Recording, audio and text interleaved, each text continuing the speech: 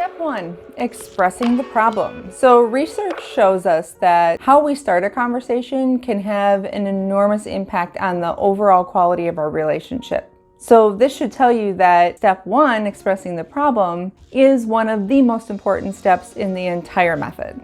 How we're starting a conversation, it'll set the entire conversation up for either success or for failure. Okay, so let's start by preparing you for the conversation before we even start. And what's the first thing we're going to start with? You guessed it, self-awareness of our own emotions. So a lot of people start conversations, especially tough ones, when they're feeling really either angry, frustrated, or they're feeling sad, hurt, or disappointed. And those emotions will come out in your body language and your tone of voice and how you say it, but also then what you say as well. Okay, so here's a few things you can do to get you into that state of mind and that emotional state. So first we want to make sure that you take a nice deep breath. So this is going to help you clear your mind, get the oxygen flowing, make you feel a little more relaxed. And it'll give you a little bit of time to think about a few things. One, we want to get your catabolic emotions in check and transformed before we actually speak.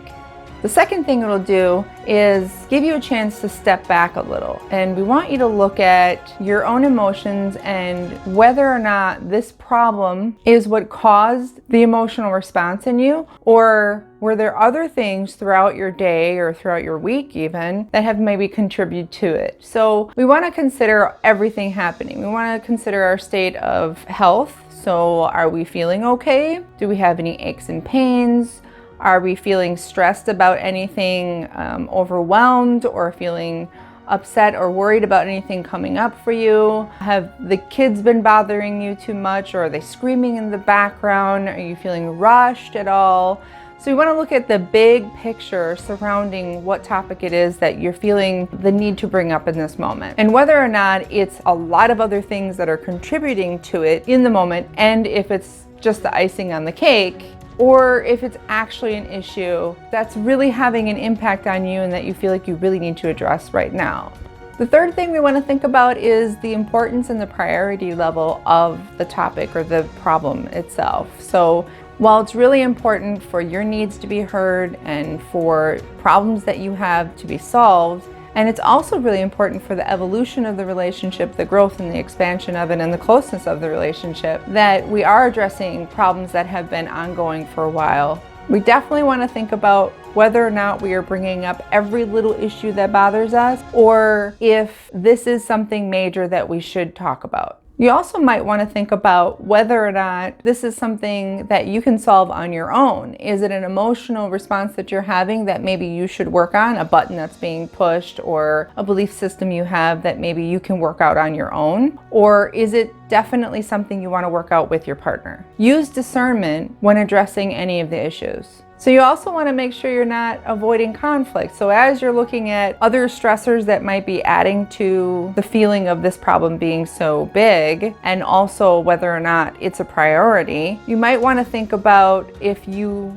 are saying to yourself on a regular basis, no, it's not that big of an issue, but yet it is still bothering you and you keep bringing it up for some reason, then you might be someone who's avoiding conflict, and it might be just fear that's holding you back, or this desire to keep the peace and make other people happy, rather than the importance of addressing your needs and your desires in order to change something that's not working for you in the relationship. So that's just one thing to think about. So a few things you can ask yourself is this an ongoing problem that I'm seeing come up over and over again, either within myself or between the two of us? Or is this something that's just happening once in a while, or it's a one-time occurrence? So asking yourself, is this, in the grand scheme of things, is this small stuff, or is this something that really should be addressed? And you might want to use a little bit of logic around here. If you're seeing this come up multiple times, then logically this is something that probably should be addressed between the two of you if you can't address it yourself. So the fourth thing you want to do is give the benefit of the doubt, and you'll hear me talk about this a lot. So giving your partner the benefit of the doubt means being open to the idea that your partner has good intentions, and that whatever has happened or whatever role that they've played in this problem was not to frustrate you, annoy you, disrespect you, or hurt you, or even make your life harder in any way.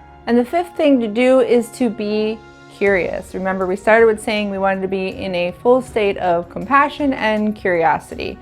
Curiosity means you're not going to make assumptions about what your partner's role is in this, why they're doing what they've done or what they haven't done, or even to what the solution is or why any of this is happening. You want to stay open-minded and open to the idea that you don't have all of the answers and that you want to work together with your partner to sift through everything in order to figure out what's actually happening. So as important as it is for you to be feeling good and in a good mental and emotional state of mind before you start a conversation, it would make sense also that we'd want our partner to be in that same state of mind. So that's why when we start a conversation, we want to give our partner 2 outs. Okay, so that means we want to be able to check in with them, make sure they're ready to have a conversation, and then we're going to express the problem, and then we're going to check in again to make sure that this is a problem that they can work on right now. And I'll walk you through that in a second.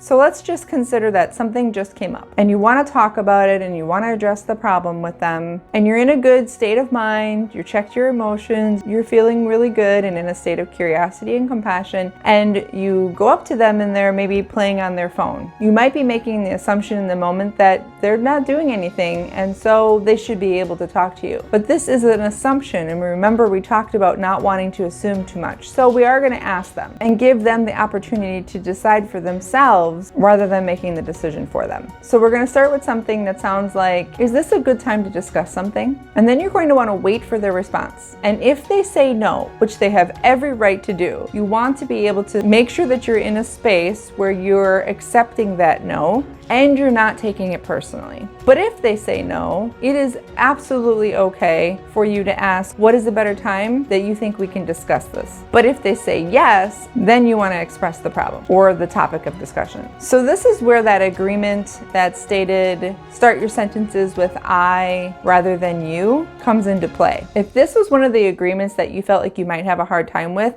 you're going to want to pay attention to this step and make sure that you're being really careful while you're wording your expression of the problem. So be sure to practice expressing problems with as many people as you can in a way that's not using you or your, until it becomes almost second nature to you. So we're also going to express the problem in a very general way, and this is going to help you to avoid using you or your. So a gentle and general start to a conversation sounds something like this. I'm having a really hard time because the toothpaste cap keeps being left off. A really rough start or a rough expression of the problem is going to sound something more like, you know, you really need to stop leaving the toothpaste cap off. I'm really getting tired of every night having to clean up the toothpaste that's dripped onto the counter because you keep leaving it off. When you start a conversation in that way, that is considered a rough start. And if you can't tell, there's a lot of expression of contempt and frustration. So that means you didn't do your job of getting yourself in a good space before starting the conversation. And you used a lot of you and your and pointing fingers and placing blame throughout that entire start. This is going to pretty much guarantee that this conversation is not going to go anywhere good. So do we get the differences between what a gentle start and a rough start kind of sounds like, and how removing the word you can really help out? So if you've also noticed, I kept that gentle startup very short and sweet. It was basically one sentence. You want to avoid going into a monologue, getting on your soapbox, or starting to point any fingers. So when you start monologuing and start pointing fingers and start explaining yourself too much in this expression of the problem, it can really get your partner either really worked up or even get them to start shutting down right away before the conversation even starts. All right, for you pros at this expressing your startup in a gentle manner, here's a little bit of an advanced tip. So if you know your partner is really sensitive about a certain topic or a certain subject or a certain problem, maybe something that you've brought up in the past and know that it has caused unease in them in some way, a really good tip for helping in this area is to acknowledge how they might be feeling before you even start the sentence, and then offering reassurance right afterwards. So that's going to sound something like, I know the topic of finances can be sometimes hard to discuss, and then it can bring up a lot of anxiety, and then go into the reassurance part, which will sound something like, but we both know that this is a really important thing that needs to be discussed, so let's try our hardest to get through it in a really easy way. Okay, so now that you've expressed the problem in a gentle manner, it's time to give that second out we talked about. Now, not only are we offering our partner the ability to decide not to have this conversation at this time again, but we're also eliciting a buy-in from our partner. And the reason we're giving them the second out is if the first time you asked them before you told them what the problem was, they might have been in a state of mind to talk about something simple. And then the topic that you actually brought up or the problem you want to address seemed maybe a little too much for them in that time. And so that's why we're giving them another opportunity now that they know what the problem is, whether or not they still want to continue through having this conversation at this point. And again, if they say no, it is okay to ask them for a time when the two of you will be able to talk about it. So this second out is going to sound something like, would this be something that we can work on right now? Here's another little tidbit I wanted to offer to you. And this is one of the reasons why I have you walk through the preparation before you even start the conversation. We really want to check our own intentions. Sometimes we bring up topics that need to be resolved in order to make the relationship better or our lives better. And sometimes you might be bringing up a topic that you just want to get your own way on and maybe even controlling a situation or having a sense of control in any circumstance. So again, check with yourself. And if this is something you feel coming up that maybe you're trying to get your way or you're trying to have control over a certain situation, this is something you need to work on for your own personal growth and expansion. So remember that sometimes our solutions and the compromises that end up being achieved through the outcome of these problem-solving sessions might not be the ones that you expect, but they can certainly be the ones that would be best for the relationship overall. So just be open to the two of you playing together, learning more about each other, and having some fun trying to solve issues together where you can come to a mutually beneficial solution with a win-win in the end.